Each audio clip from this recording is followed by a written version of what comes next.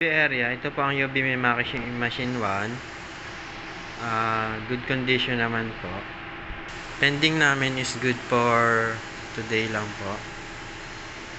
Bale yan po. Patapos na po yung printing.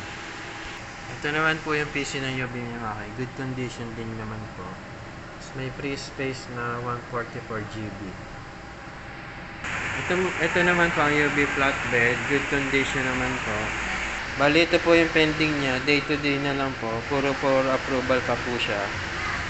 So, ito yung mga natapos niya.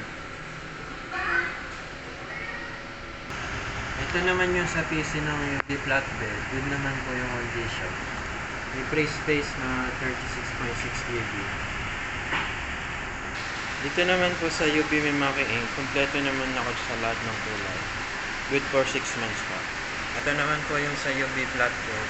Good for 6 months din po. Kompleto naman ako sa lahat ng kulay.